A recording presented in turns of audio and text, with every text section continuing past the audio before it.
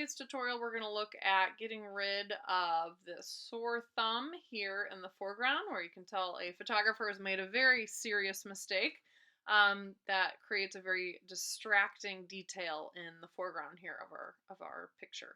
So we're going to use the clone stamp and some of the more advanced clone stamp options in the clone source panel over here in order to fix this rather complicated background and fill it in. So first of all, what I'm going to do is make a copy of the background layer, and then I want to select the people and put them on their own layer, because what I noticed was happening when I tried to fill in the top with a content aware fill is it was taking some of the people's faces.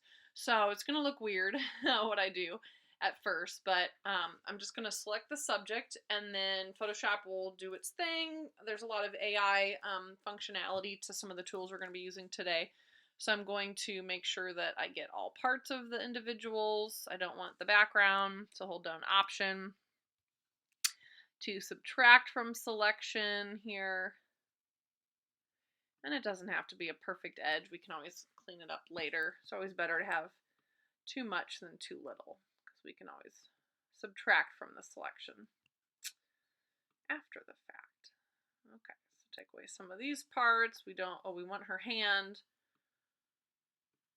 I'm just using the quick selection tool to go through and make some minor adjustments to our selection here, but it's always easier to just select subject, have Photoshop do its thing with its AI. Okay, so there we go. We have everyone, and we are just going to select them and put them on their own layer. Get rid of some of this negative space here. Okay, so Command C, Command V. Now we have our people on the top layer, and then on the background. In order to get that selection again, I'm just going to right click and hit Select Pixels, because that's the only thing on that layer, so Photoshop can very easily do that. And then I'm going to go up to Select and Mask, and notice I switched to the other layer, but I want to shift the edge out a little bit so that I'm not picking up their faces. I want to definitely make sure that we have a little bit of breathing room around them so that Photoshop can fill it in seamlessly. Okay, there we go. Enough breathing room. But now I'm going to hide the people layer and then hit Edit, Fill, Content Aware, and hopefully it'll just get rid of some of the source pixels that it was using to fill this in before. So we don't want their faces to be part of that layer. It'll do its thing. Think about it. And then hopefully it should just help.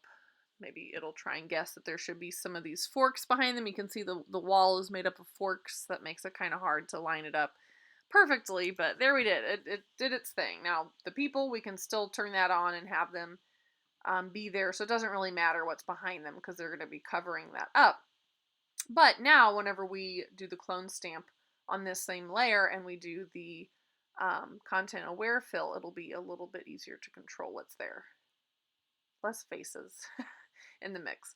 Okay, so I have the circular, the elliptical marquee tool. I'm just going to drag out a big oval around the area that I want. And then if it's not the right size, I can go up to select, go down to transform selection, and then just kind of inch it in a little bit so that I have what I'm after. Maybe I'll feather that edge just a tad so that it can be more seamless. Okay, now I'm going to try the magic of the AI. So under Edit, Fill, Content Aware, and then hopefully it tries to fill in where the logo is. That's going to be the hardest part because that's a defined area that our eyes can recognize as being symmetrical. The rest of it borrowed some forks, which is good. But we have a little bit of some issues. So we've kind of covered up parts of this, this platter here, and we're not gonna worry about anything down here. Remember, that's covered by the people. So we're just worried about this area up here. Over here, this is probably the biggest area where I have a, seamless wall of forks, so I might borrow from here a little bit to paint some of these areas. So I'm going to go to the clone stamp, just hold down Option and click to place your source point, and then you can see my brush is loaded with that texture, so I can just click and drag up here, and I'm watching the plus sign on one side so I don't like go too far over. I have to reset it several times. Option click and then start painting. I can paint along the top. Option click. The hardest part is going to be like lining up the forks, making sure that, yeah, that's a line, that they're consistent. Option click. So I have to keep resetting this point each time I get close to a boundary. Option, maybe I'll borrow from down here, paint this in so that's not so obvious. Option click. Paint up here. The forks are all sort of going at different directions. So it might be a little believable that it's somewhat messy, and I'm also kind of doing this out of a lack of patience. If I was doing this for a client or something, I might take more time to make sure they were lined up properly. Okay, so something like that.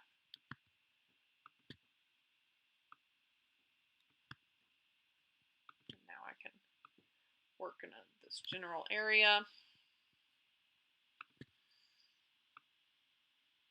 Okay, so now I'm coming to a part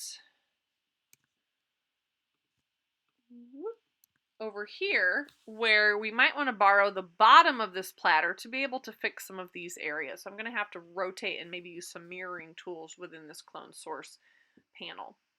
Okay, so I could type in an angle, or I could just use a key command in order to rotate. But first I'm going to place my source point on this corner because this is really the only corner on my platter that looks good. So I'm going to hold Option and click and use this to create the corner for the other three sides. So here it's obviously facing the wrong way, so I need to reflect it over the horizontal axis, and now it's at the wrong angle. So holding Option and Shift, you can use the greater than and less than signs in order to rotate your pixels. So I'll show you what that means. So I'm holding down the less than sign. You can see very painstakingly slowly it's rotating. I'm just holding down. You can kind of see what's happening in the angle up here. Maybe I'll want to type in, I don't know, -20 or something like that. I got pretty close. Okay, so I'm just going to click and place that right there. And then I want it to be up here, so Option, let's place my point again. So hold Option, click, and then it's facing the wrong way. Here we go. And now Option, Shift, maybe greater than sign. So you can kind of see very, very slowly it is going up in angle. And once it lines up correctly, I think there it is. Oh, I went a little too far. So Option, Shift, and then the less than sign. Rotate up and then place. And there it is. We have our corner. And then one more corner. It looks like this one might be good. So if I hold Option and click to place that source point, I come up here. It's pretty close. Option, Shift, and then greater than or less than signs. Going the wrong way. So I'm going to go greater than. And then line this up. There we go, just to kind of show you what that does. Now obviously it's not doing a perfect job on the meals, so I can use more of the AI function under the spot heal brush, and then when you click, it's going to try and fill that in with what's around it. Now it's picking up some of the fork texture, I think. But from a distance, this might just look like a reflection. So this is more of an AI function. Let's see what it does if I just drag it along there. It's better to use the clone stamp. So though the clone stamp isn't as smart in terms of having artificial intelligence, it is easier to control. So it makes it better for most situations like this, where it's very complicated. Okay, so let's reset everything. Here's the reset button. If it gets complicated and you don't want to think about it, just go back to just a translation from here to here. So we could fill that in. What else could we do? Maybe fill in some of these forks up here before we fix this area. There we go. And then we might need to fix some of this. Option click. And make that a little bit more seamless. Okay, turn our people back on, see how we're doing. Whew, this is a lot. It's not the easiest fix in the world, so it's definitely better to check your picture, make sure your finger is not in the frame before moving on, because this is gonna definitely take more time than probably what it's worth. Okay.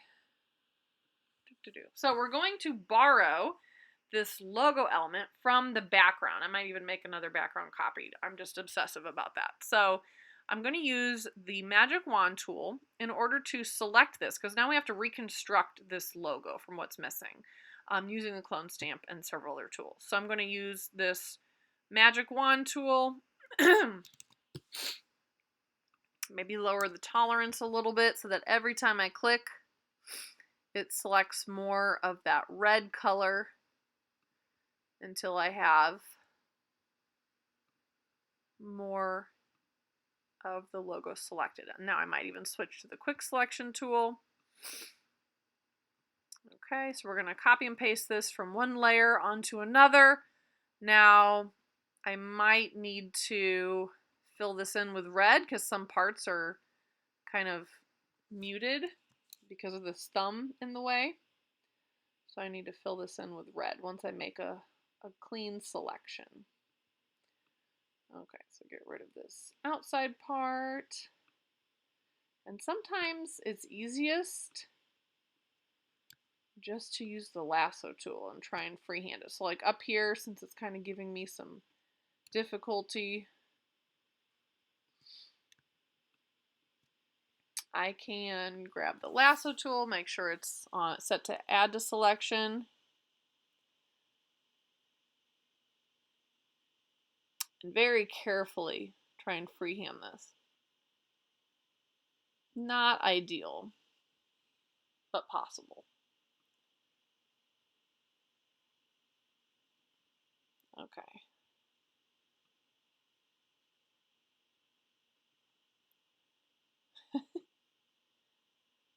Very labor intensive. Okay, so now we're going to go to a different layer.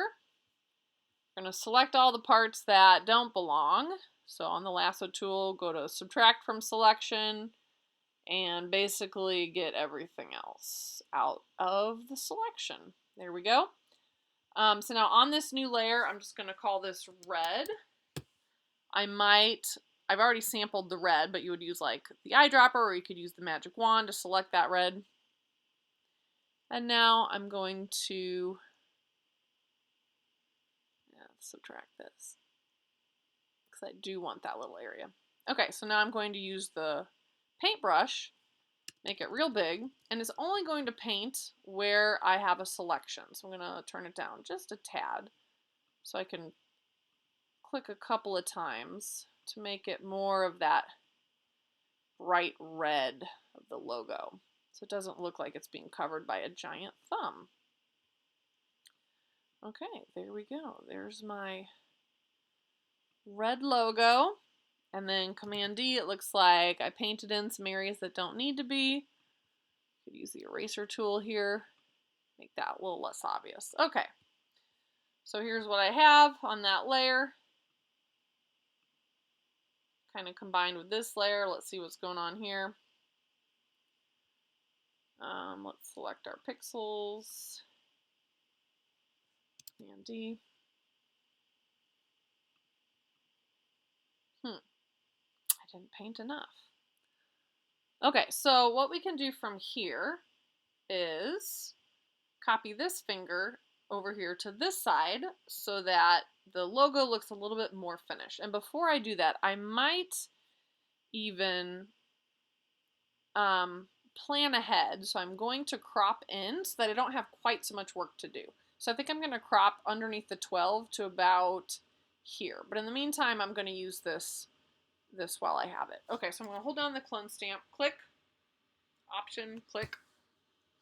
And now I have this on this side where I can just like click and drag up and kind of paint that in there. Okay, this obviously looks like it needs to have this curve but going the opposite direction. So I am going to flip it, mirror, and then so it's going to be symmetrical. So I'm going to hold down Option, click at the bottom of this curve, and then try and line it up. I'm going to rotate it, so Option Shift, let's go this direction. It just takes forever. Let's see what that does. What does that look like?